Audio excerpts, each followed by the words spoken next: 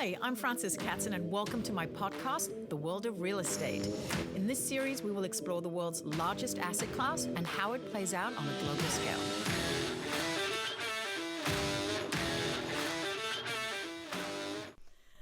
I am honored to welcome to the show a gentleman who needs no introduction, the CEO of Douglas Elliman, Scott Durkin. He is visionary, he is wise, he has an unwavering intuition, and a brilliant guide. And from early days as an agent to the seasoned industry mastermind before me today, Scott, it is a privilege to have you on the show. There are so many notable stories and experiences that have paved the way for your career. Let's dive in and welcome. Thank you for having me, Fran. I'm quite honored to be on your podcast. You're very kind. Scott, how would you describe yourself? I would say I'm pretty much an extrovert. I'm very much like my mother, my late mother. So, I'm not the life of the party, but I'm there and I'm in the room. But I tend to disappear without, how can you say, I leave before you've seen too much of me. I like that. That's a sensitive response. Yeah. I got that from my mother. She was great about that. She knew when to leave a room and wanting and keeping you wanting more. Yeah. Said like a true showman. I like it. I actually put that in her obituary. Did you? Yeah, my dear friend Charles Bush, the playwright, um, told me that that's how he thought of my mother. And so she never overstayed her welcome. Wow. Wow. Where did you grow up? I grew up in upstate New York in a little town called Salem, New York, in Washington County. It bordered the Vermont border, the state of Vermont, and the closest town for us was Rupert, Dorset, and Bennington. So really rural, and there were about 900 people in my town. Wow, that's small. Really Very small. Everybody knew where to borrow a cup of sugar from everyone. Wow. Oh, absolutely. And we had party line phones. I don't know if you know what that is here in the US, and you shared lines so you could hear each other talking. Stop. So if you picked up the phone, you'd be like, oh, Mary Smith's on the phone, got to hang up. Now I'm showing my age. No, you're not. No judgment here. So your parents are from there as well? Yes, everyone, the whole family, all of my 17 first cousins, and my mom was one of 5 girls. So yeah, it's a beautiful part of the state. It's absolutely magical. Right near Saratoga. It's beautiful up there. Yeah. May I ask what their professions were? Oh, sure. My father was the undersheriff of Washington County. Yeah, and my mother was a deputy. She was the first. Yes, she was the first female deputy in Washington County. Yeah, they were. Is that how they met? No, they met in high school. Yeah, and she chased him, and then so much that on Halloween he became a cop. He was 1 year ahead of her, or 2 years, and he was directing traffic for a Halloween parade, and he was not. She just didn't feel like they had any future together. But she tried one more time, so she got into a baby carriage, dressed as a baby, and had her friends wheel her by him as he's directing Halloween traffic. I think that won him over. Wow. What do you say? She was a prankster. What do you say as you go past in a pram? What do you say? Right. Marry me. So would you say they had a good marriage? They had the best marriage. They were together 50 years, and they had only spent one night apart. What? Yeah. Yeah. Can you imagine? I'd go crazy. That is goals right there. Right? So would you say that your childhood was how would you say your childhood was? Oh, it was, I continue to go back home. Every summer I rent a big house there, and I see all my friends from my childhood, and it's quite magical and special. And I bring people from New York, and they're just shocked that we're all so close. But it was just like it was like the Waltons. I worked on a love day. the Waltons. That Yeah. show. Does it really exist? Wow. Yeah, it does exist. I worked on a dairy farm across the street to help pay for my horse and his board. Wow. So I learned how to milk a cow and birth a calf and uh, and hay and it was amazing. So, under the Just city slicker, you're really a farmer by heart. I'm a farmer. Give me the terra firma any day. I'm like you. Yeah. So, you used to take ballet, which is very close to my heart. Tell me a little bit about how that came to be. Well, I mean, I went to, I'm from a town of 900, where our guidance counselors in high school would tell us, um, you don't need to go to college, just continue to work on the farm. So I was one of the first people in my class to go to college. Really? Yeah, but I was really in for a big surprise, and I always wanted to be in theater, and I really screwed up my audition, and What happened? I didn't learn the monologue. Not by route, so you were reading it or just I walked in. I remembered about 6 lines of this play called "Our Wilderness," and I just screwed it up, and let me they guess, you've never forgotten it since. I bet you I can haven't recant it because now. someone walked in the middle of my audition and slammed the door, and my head turned like, "Who are you?" And then, of course, I lost my train of thought. So I Ah. left the audition. They sort of pushed me out. I was like, "Whoa, whoa, whoa, wait a minute, wait a minute," and I got pushed out into the hallway, and then I just walked across the campus to the Ballet and Modern Center, and I got a scholarship because back then there were very few men dancers, and you could really get a good scholarship. So I started dancing. I never had any classes. I was 18, and um, so modern was my real passion. But of course, as you know, ballet is the base of everything. Mm-hmm. So let me get this straight. You muck up an audition, you walk across campus, you sign up, and now you're on a scholarship for in modern dance, but with the base of ballet. Right. And this is your Exactly. first, and you're the first from your community, really, to go to college. And my family. I mean, there was probably maybe five of us out of a class of 48 that went to Wow. college. Yeah, it's pretty. Were It you was pretty. ready? Were you like, I've got to get out? Was that why? Well, I think the fact what was really pushing me away was the fact that I was gay, Okay. and that was a hard. Um, I had a lot of support as a kid. I was. If you look in my yearbook, I was the class clown. Okay. So I entertained people. And that's how To you sort of protected yourself too from That's knowing that you were a little exactly bit not of what they expected in that way. exactly. Mm-hmm. Yeah. That's very brave. Yeah, I mean, I had a stage mother, so that really helped me get out there and feel good in my own skin. And also, I think that you're right, that helped sort of give me a protection there. Plus, my older brother was the uh, the superstar basketball and football player at the Oh, school. wow. He protected me. Oh, wow. Perks. That's And big. plus, and then don't forget, I went to school in a police car. You had it wrapped nicely. Yeah, I arrived in a police car, so no one bothered me. Wow. And was your dad okay with all of it, if I may ask? Well, yeah, sure. I mean, sadly, I never had a conversation about it. Hmm. Um, he died when I was 46, so I never really came out to him. But, Wow. you know, I'm from a different generation than Yeah. today. Yeah. Look, even today, I think that people struggle.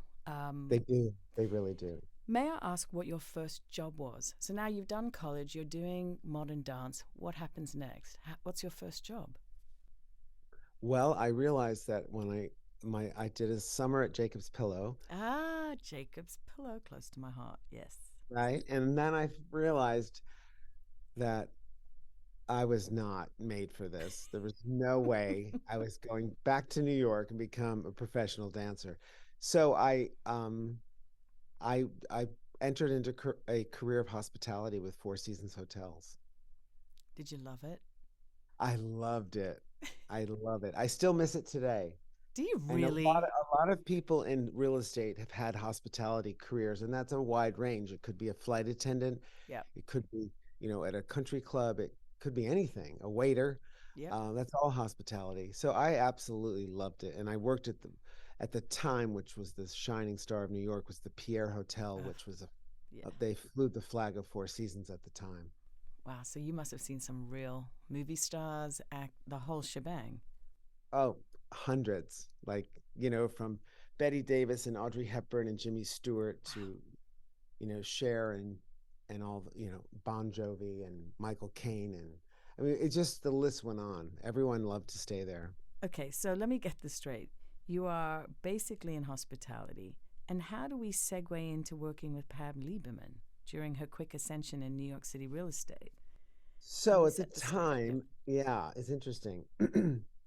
I wanted to move up, so I left the Pierre and I worked for a year for Ian Schrager at the Paramount.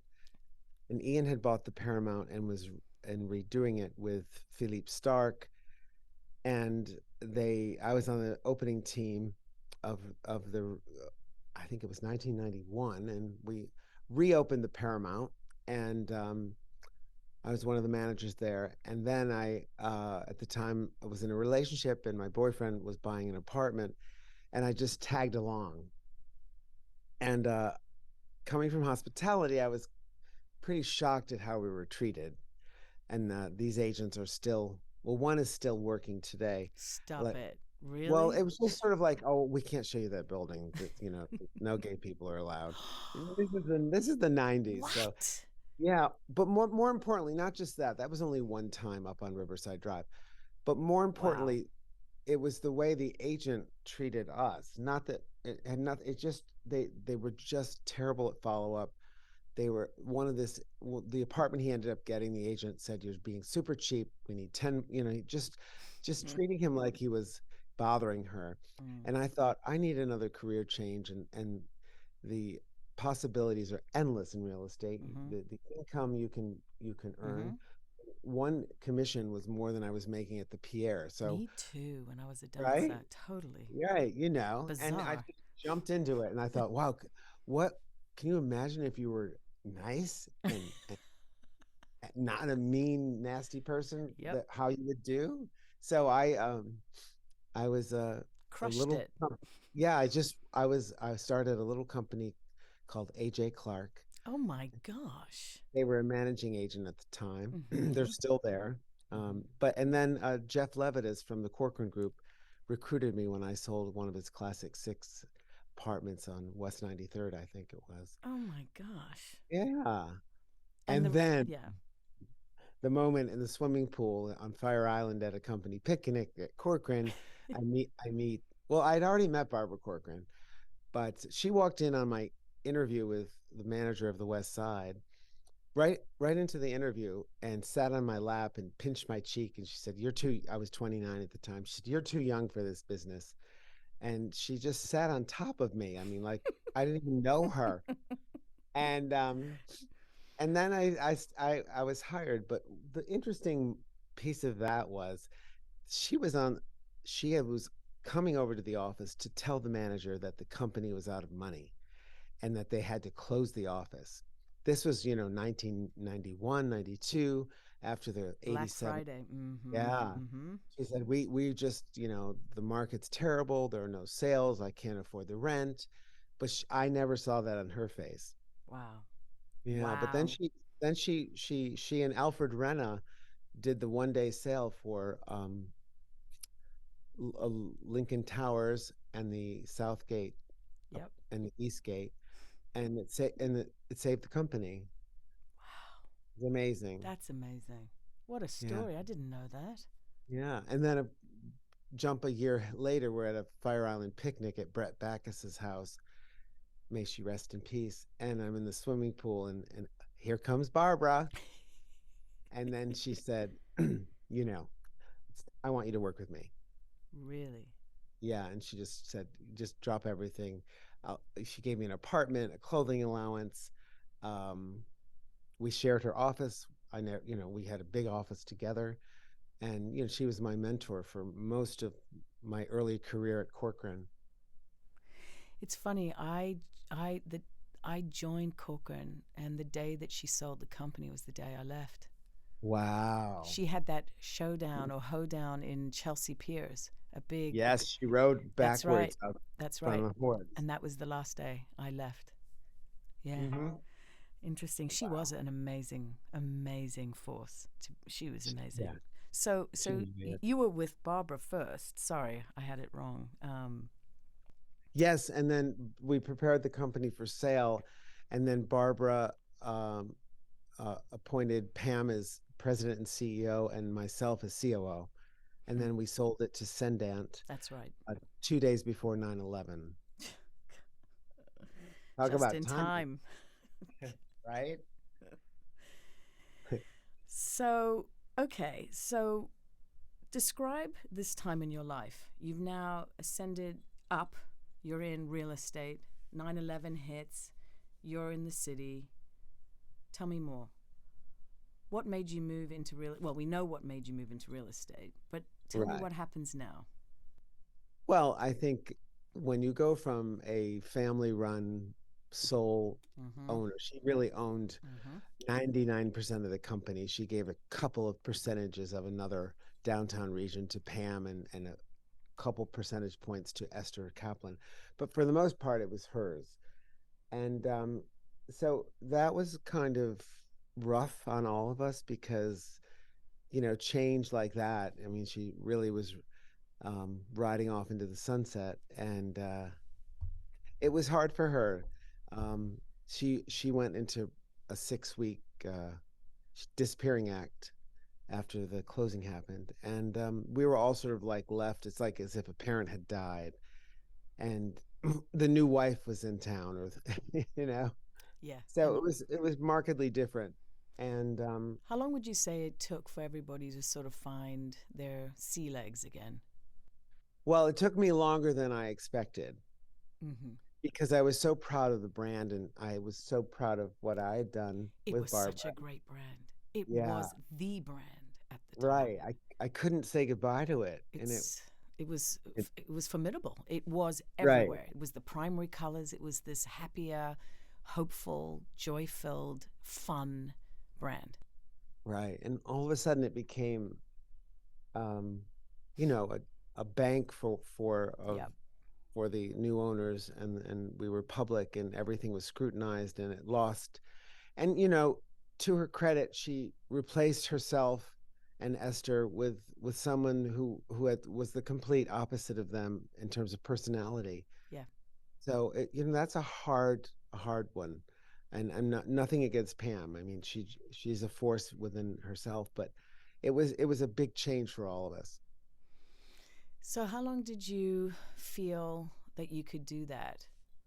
I mean, Well, there. we sold in 2001. 6? No, 1. Yeah. So, and I came to Douglas Elliman in 2015. So I was there for 14 years without Barbara, Wow. and but I got, I was not in headquarters anymore, so I was sort of helping. I had one of the top 5 offices in the country for NRT and Realogy down in Chelsea, so I had my own sort of show, which was great.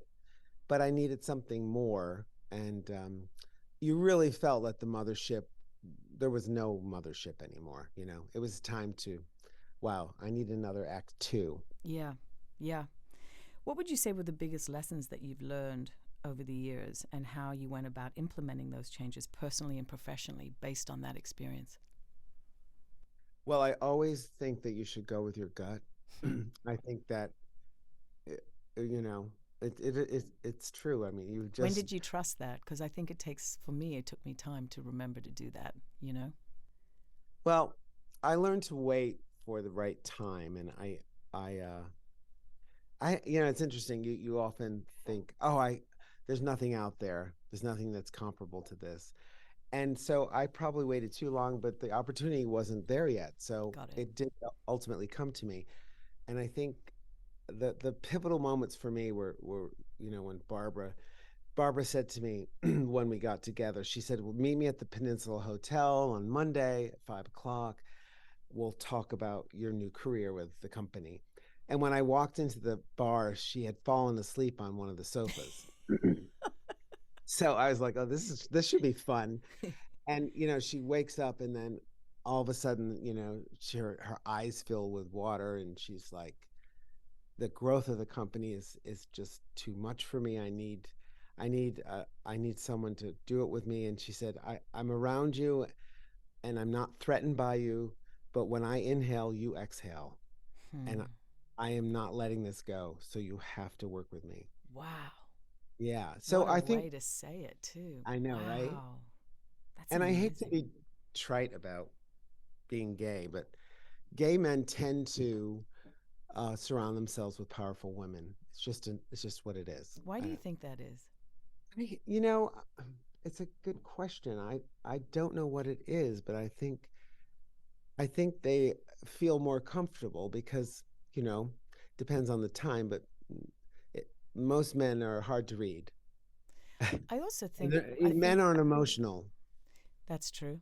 I think that unfortunately they've been taught not to lead with their hearts, but I also think that women who are forces tend to be a little bit more masculine in their way of communicating, and it probably doesn't threaten people who also have a little bit more sensitivity to non male energy. So I think it all kind of balances beautifully that way. I don't know.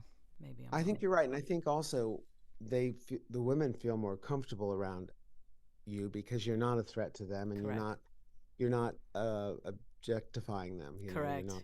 Well said. You're so politically correct. It's so true. They don't know. They don't. You'll tell them when they don't look good, and I did that a Uh-oh. couple of times with Barbara, and we had many phrases that were like secret phrases, a language between us. If Oh, I I if love she it. had, Like what? if she had food in her teeth, I would say, well, "What did you have for lunch?"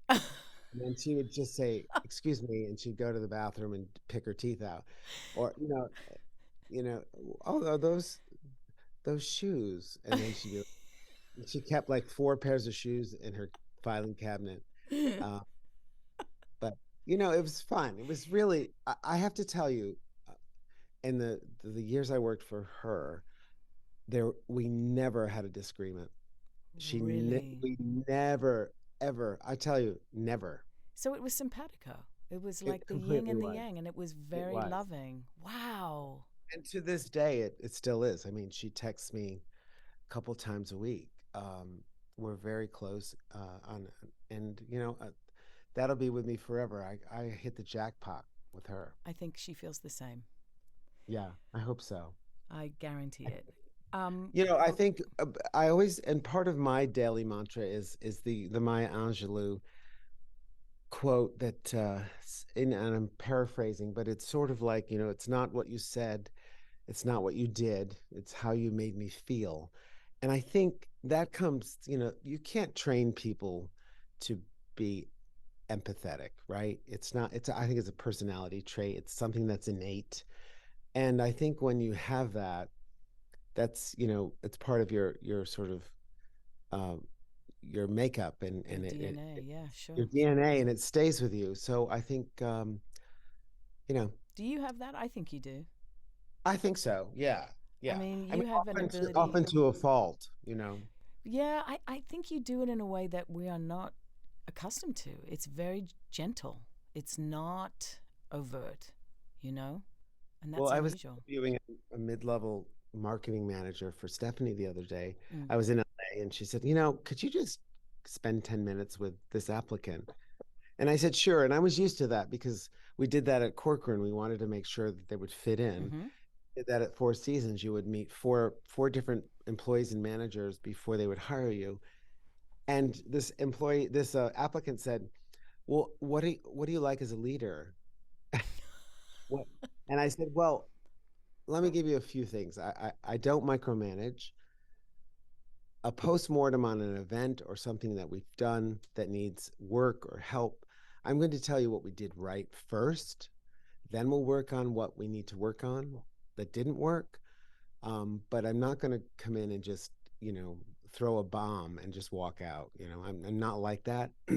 I put an incredible amount of trust in my team, and they feel comfortable. I mean, you know them all.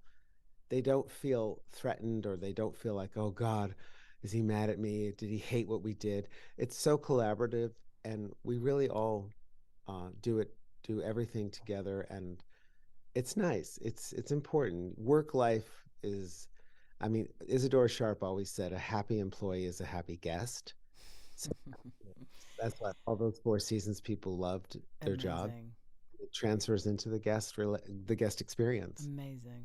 So spot on. So astute. Question: did that get cultivated through your years at Four Seasons, or was that something that you innately had from being someone who had permission to just be, or is this something that you learned through Barbara? How did that all get cultivated to be that you don't walk into a room and say the negative first, that you don't throw a bomb in, that you do highlight? Where did that come from? I think I had working parents, um, so I didn't have the luxury of having them around as much. Uh, we were, simple life. Yeah. So I had a lot of imagination. Here I am running through fields of corn and hay and Mm-hmm. playing with horse and milking cows. I had a very big imagination, but I think I, I, I just chalk it up to the fact that it was something I had. I could tell even as a child, I was often get yelled at for yelling the punchline to a joke my mother was telling. Um, and I always hung around with the adults. I mean, as a child, I was hanging around, 50-year-old women in my theater group, and I was 14. Yeah, we were in summer stock theater. I did a lot of that, which was great. So, I think it's something it's very hard to teach people to be that way. So, Mm-hmm. but you can tell when people are that way. Yeah. Lot to learn there for me. What's the most important decision you've made in your career progression? Oh, it was definitely coming to Douglas Elliman. I remember the uh the day that I got a call from Dottie, and I was like, because I always feel, I mean, I remember when The Secret came out and you had a vision Yes, board yes, and the law of attraction. yes. And so that was Do summed you up. have your board? I do. I love that. And I love that Yeah, you say that you do. That's amazing. absolutely. I think that call from me, and then of course the scariest part was when I met Howard Lorber. I thought, oh my God, we are so polar opposite. Opposites. And I thought this should be interesting, and I'm in there alone. But it was brilliant. It was just brilliant. And you found your middle ground with him very well. You handle him very well. Well, thank you. And he we are different, and I think he accepts that. And I think it's nice when you have the yin and the yang, I like think you he said. values it. I think that that's what makes it so much more informative for him is that your feedback is not aligned in this. I get you. I got it. Yeah.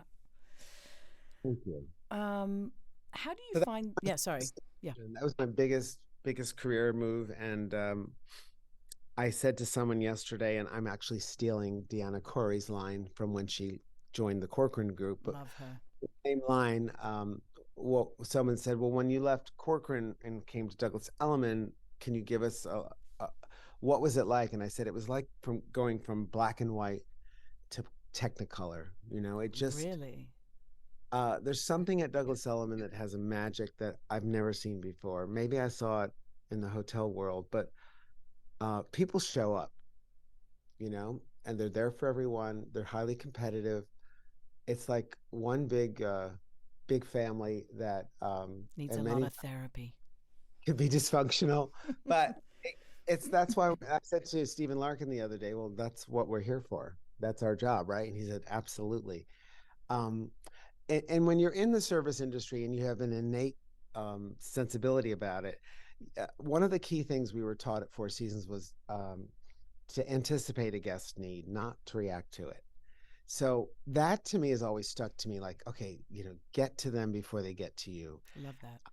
and get just exceed their expectations, or you know know that know something about the person you're about to see that's special, that they'll be like, oh my God, he knew we had the same interest, or he knew exactly where you know, I will sort of disguise it sometimes.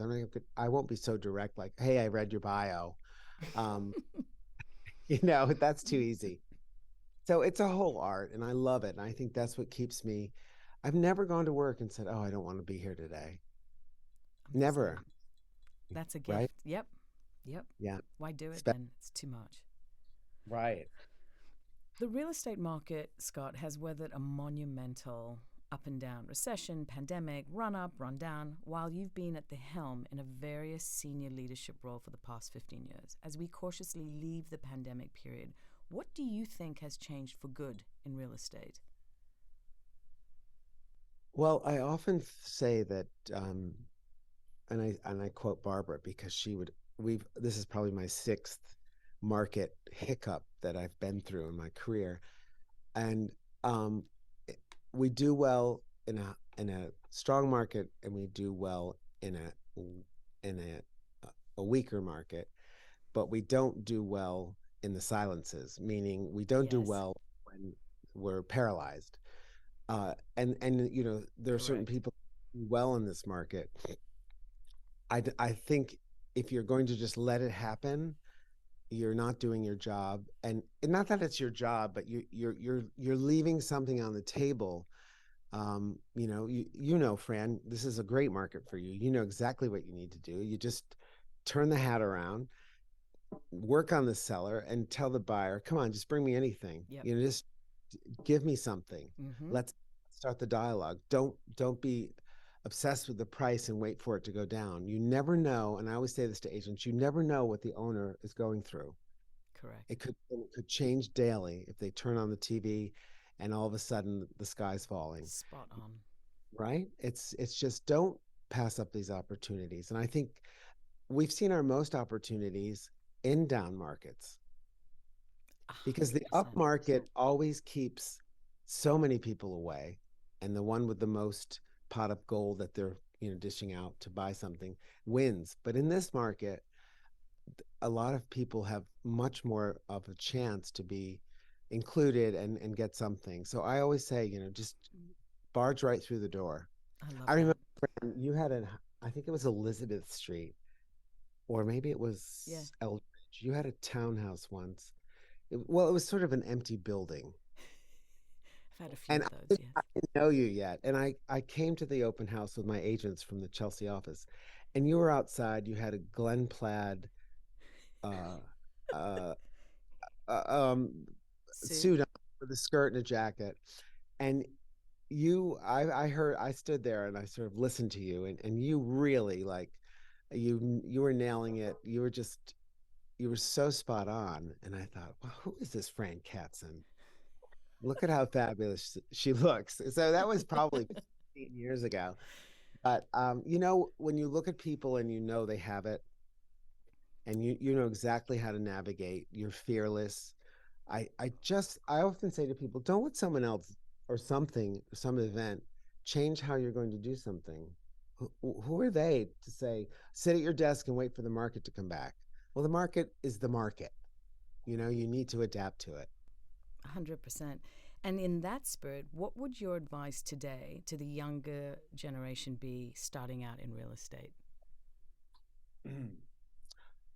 Two things: listen, Hmm. that listen, and secondly, you really need to find a fabulous mentor, whether it be a team leader or a great team, or a superstar solo agent. You will learn so much more, and you have to put in the time. It's like an Yes, apprenticeship. It's not fast and easy. What you see on television is much different than real life. And also, you know, you have to be fearless. There's a book called, and I don't even know, I haven't read it in years, but it's called How to Work a Room.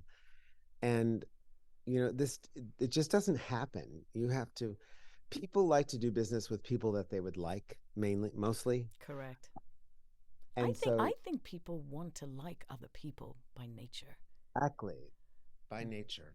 Mm-hmm. So it's listen and look, but find someone that you that's sort of someone you look up to, and get on their team, or get in their program, or I'll make a la carte choices for your needs, but also you have to have a schedule. And this is 7 days a week, even on vacation. There's no way 24/7, 100%. I think right? people think they just turn a key and make 6%, and it couldn't be further from the truth.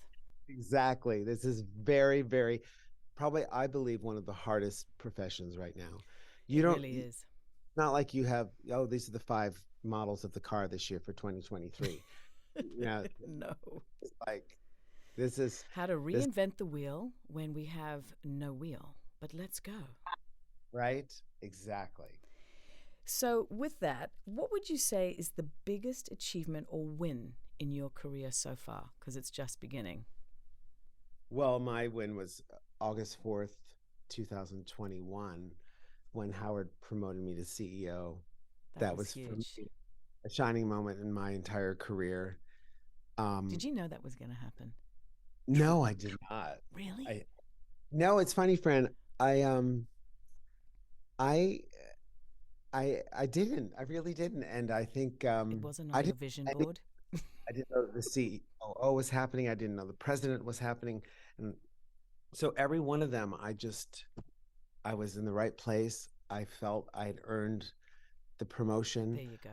Um, and it was on my vision board in my head. I didn't let all the static get in the way. Good for I you. and for the first time, I think I grew a lot. I definitely, there's a time in your life where, and I don't think you have this, but maybe you do actually. Everyone has this weakness. I think the fear of people not liking you. Oh, Uh, honey, that's been my mantra for a long time. so I And think it is a fear, sure. It's the giving up fear, the wish, though, to yeah, please everyone. And that's the hardest one. but you have to do that. And now with my leadership position where I am, you need to make much quicker decisions and be much more direct and honest. Not that I wasn't honest, but it's a different personality for me, but I'm loving every second of it. And I It think is. we're all It's much more not confrontational, but it's there, And I think you make like the to tough decision, digest and, right? You have to make the tough decisions. they are tough, I'm sure. You know, uh, Progress is made by learning from mistakes and times that you fall short. Describe a time that sticks out in your mind and what you took away from it. Oh, hmm. Heavy Well, one, right? the heavy one. I love Uh, those. yeah.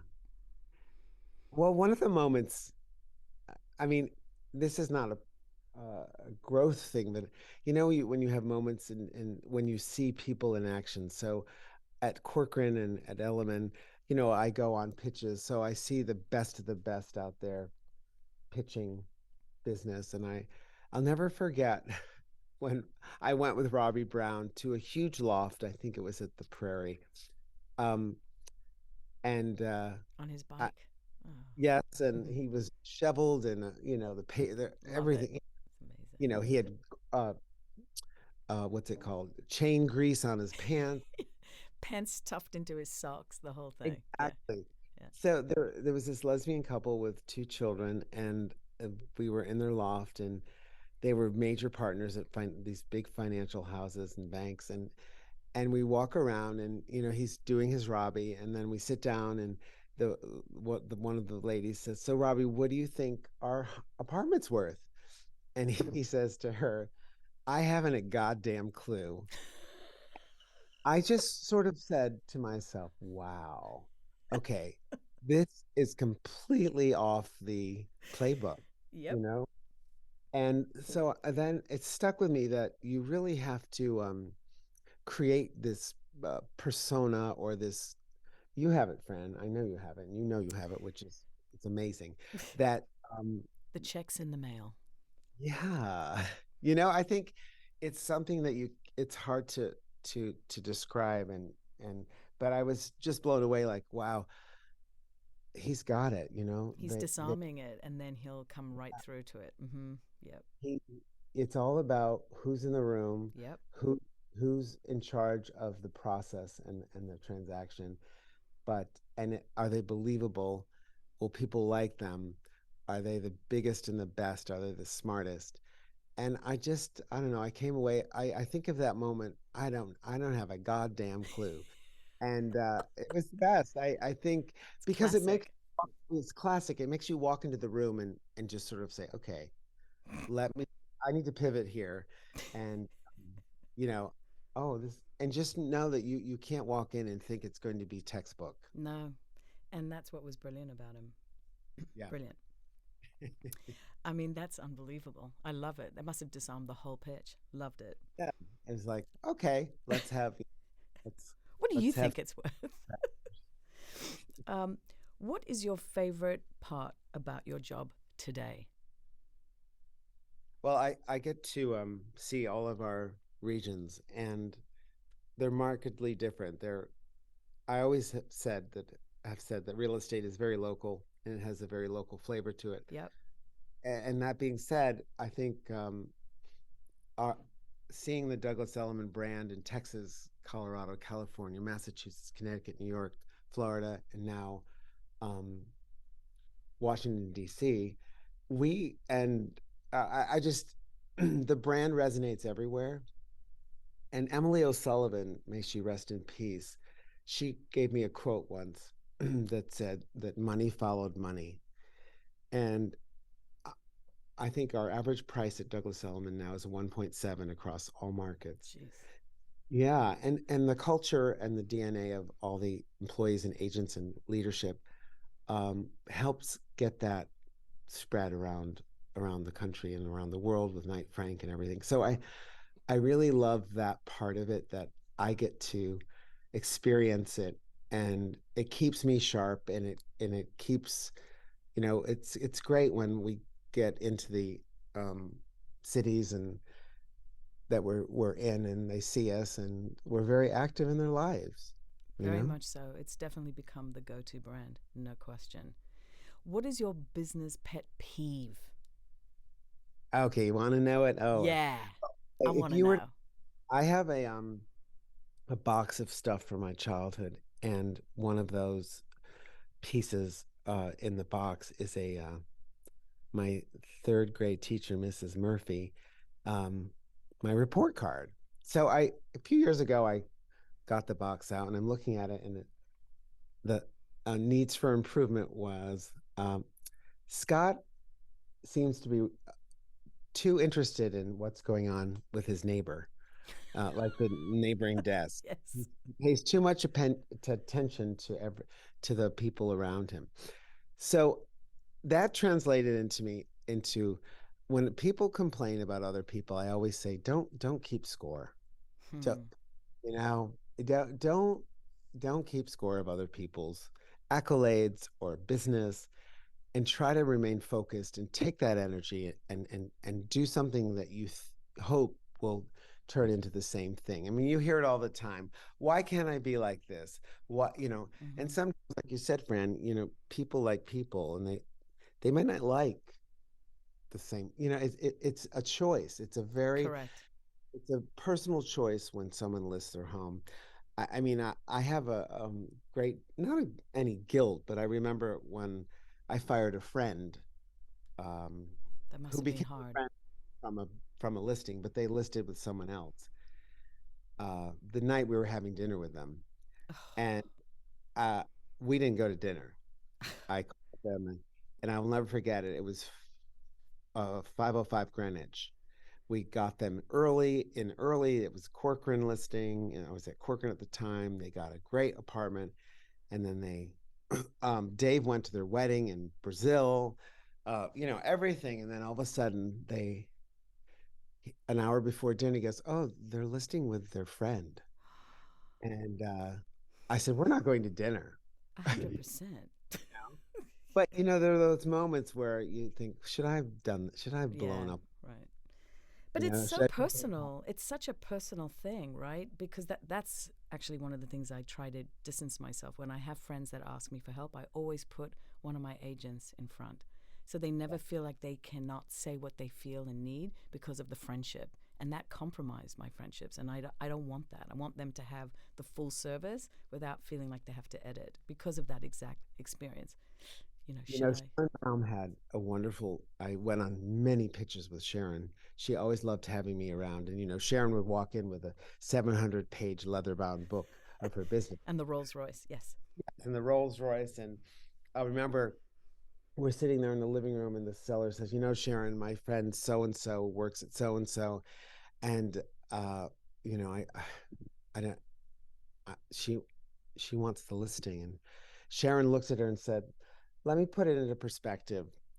You can fire me, but you can't fire a friend. And I never forgot that. Wow. Yeah. Wow. So yeah, that was a real eye opener. But you're right. It becomes personal because, you do become probably a third of our friends are from our transactions. It happens. It's bound to happen. It is. It's a They very, become your foot soldiers. They become your agents of your, your they get you. advocacy. Yeah, your advocates. Exactly. So, if you could live in any of the properties, projects you've worked with on over the years, which one would you choose and why? Isn't that politically incorrect? I love it. Mm. Oh, wow. Well, I think I never liked new. You're like me. You're like pre-war. Mm-hmm. Yeah. Yeah. So I think conversions for me Mm-hmm. are much more exciting. But however, if I had one choice right now, I would live at the Jean Nouvel, 53 West 53rd. It's There's beautiful. something about that. I think the actual size and the the way it was built, the heaviness of Mm-hmm. The weight. how the weight exactly. And I don't mind those buttresses crossing your window and Mm, blocking. I don't think they're blocking your view. I think it's a work of art. totally. Totally. So for me, that's what I would choose now. I think it's absolutely magnificent. And I like actually I love your social media posts when for Jardim. I just love that building. It's so beautiful. Such a Yeah. great project to work on. And Isai was such a one of the coolest people I've ever met. I don't know anyone who goes to a Radiohead concert at the age of whatever on his own. He was the coolest guy ever. Isn't it great? What's your secret sauce? Uh, Interesting. I said that the other day. I answered that the other day. I didn't answer it, but I talked about it. And well, it's funny. We were talking about uh, when you're in a leadership position, you can never let them know that, you know, the house is burning down or, you You're know, sweating. you're sweating like, oh Yeah. my God, I just got out of this meeting and something happened. And I think it's your Exhausting. responsibility, yeah, to be completely, and I'm not up there with hiding stuff, but I'm just, you know, you have to be able to compartmentalize everything you're doing. And as a leader, there's a box of leadership tools that it's just one thing. It's like, be empathetic, be there, be present, you know, don't make it as if it's you're doing a job. That is absolutely key. So key. And it's hard because there's so much coming at you all the time, every day, all day. Well, look at, I mean, something like you probably have 25 listings right now. You've got 25 owner personalities that you've got to change that hat at any moment when that phone rings. Yeah, And you but know you who you're dealing with. you have 7,000 plus. Oh, I feel I have a light. great village that helps. I have a great village that helps. Yeah, but at the end of the day, it's on you. So I take my hat off to you on that. What is your Nice. morning routine? Well, I'm it's interesting. I'll be very honest here. Since the pandemic and I got COVID twice, We all I'm did. people talk about this. Sorry, what'd you say? We all did. Don't We all, worry. I have to have more sleep than I used to. Good for And I you. hope this goes away, but uh, I I used to wake up at 5:30, but now I need another hour. So I do my fitness on the weekends. So for me, I like the morning. I need at least 2.5 to 3 hours in the morning before I get to the office. I could never wake up and get dressed and go to the office. I don't know how people do it. Boy, But I used to be like you, and then children changed that. Complete routine. opposite. Yeah. I'll text with Darren Sukenick. Well, we used to, now that Stephanie Rule is no longer in the morning, about certain outfits and haircuts. Um, See what Mika is wearing on Love Mika it. Morning Show. Love it. Love it. But I have, I like I we read page six, and we have our coffee and get the dog walked, and but yeah, it is a routine, I think, but It's a good one. it's a Sometime for good. you. Mm-hmm. Yeah, you have to have that. You have to have Mm-hmm. those moments. Life's too short. It really is. Scott, if your career wasn't in real estate, what industry would it be in and why? It would definitely be something in entertainment. I'm not sure what it would be. I don't know if I had the confidence as an actor that I wanted to be, that I could have been an actor. Something I loved the theater. I could And see I you loved, doing Broadway musical theater well, so easily. Come on. I could but see you thank you. belt it out. I think I love the excitement, and I often said that we're running a hotel, and I was the assistant manager at the Pierre. We was like running a big theater company, and every day was a new show. And I think I love change. I'm an Aries, Yeah, um, so I love change, and I think it would be something in entertainment, and um, you'd be great I at it. always for it. I think that comes from my mom again, because she was in entertainment. She had a cigarette in one hand and a drink in the other, and she was having my brother play show tunes for her, and she sang. So it was in my life a lot. I love that visual. That's amazing. That's amazing. I love Everyone that. had a Mama Rose or a stage mother, Oh, you know, God, I remember Gypsy, and that mom was amazing. right? That was my mom. You're lucky, I think. Yeah. Oh, definitely. When you're not working, Scott, what are some things that you do to unwind and stay sane? I muck my horses' stalls. I have dressage horses, which is like horses that dance, and I have about five or six of them, and I have a full-time trainer that competes them, and they are my therapy. So whenever I'm with them, you can't be distracted. So the phone stays in the tack room. I'm completely free of anything but my relationship with them at that moment. So for me, the relationship I have with my horses. Well, that's that beautiful little boy running through the fields milking Yes. cows. It's there. And I That's have your a happy wonderful place. husband who lets me do it.